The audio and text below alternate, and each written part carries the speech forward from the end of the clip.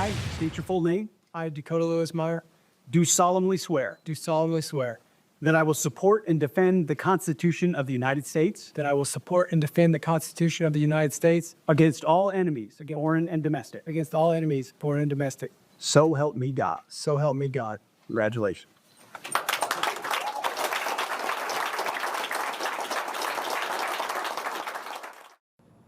Tonight's red-hot video, decorated Marine Dakota Meyer, sworn in by Defense Secretary Pete Hegseth as the veteran re-enlisted to serve in the Marine Corps Reserves at the age of 36. Meyer previously received the Medal of Honor in 2011 for his heroics in Afghanistan when he charged his Humvee 5 times into heavy gunfire to rescue fellow Marines under attack by Taliban terrorists. Now, Dakota Meyer was also a fierce critic of the Biden administration's absolutely tragically botched and disastrous withdrawal in 2021 from Afghanistan.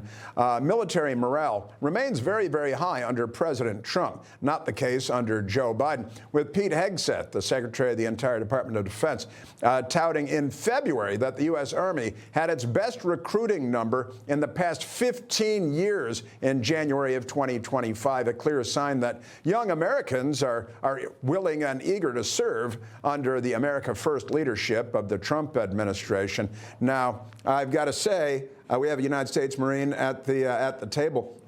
And Jessie Jane, this is Dakota Meyer's story, is truly an amazing story, and nobody saw this coming. But he looks like he's ready to go too. I will be very truthful. I sometimes dream at night that they do a recall of me, and I got to go back. And I'm not kidding. It's a nightmare that's reoccurring because I always think I can't keep up, And I admire this man, having been off of active duty 15 years now. He was the second youngest he's the second youngest living Medal of Honor recipient. There are many that have died. Most have died because they should have died based upon the circumstances in which they put their life on the line. Right. And he's the only, he was the first living recipient in the Marine Corps in 38 years. So mind you, most do die in combat, Vietnam, Korea, World War II, and here he comes along. So I think this is a very strong motivation and inspiration for many young adults that they can make a difference, that he's decided, I can go back, I can offer something to this country because this military branches that I serve and what I want to be,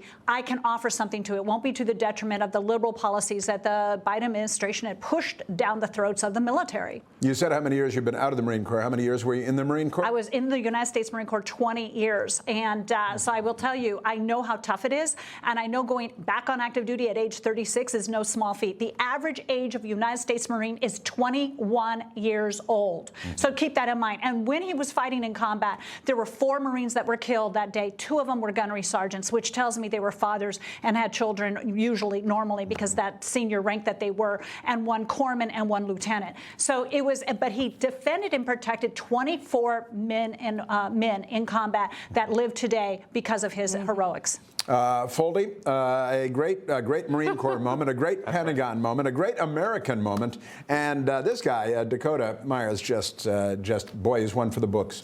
Absolutely, and I was going to read about his heroism. He saved 36 people, including 13 American service members, and then, of course, he was criticizing Biden's failed withdrawal, which saw 13 American service members killed in Kabul. And I was thinking about, the alternate history. If Kamala Harris had won, there probably would have been a Medal of Honor recipient from Iwo Jima who would have re-enlisted in the military. Tim Walz probably would have joined back in if Kamala Harris had won, and he would have been sworn in by Defense Secretary Rachel Levine. So I guess that's what we didn't have because of the results of the 2024 election. He loves the Constitution.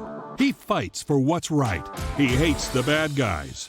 He's a freedom warrior. He's your freedom warrior. Watch Carl Higbie every weekday on Newsmax.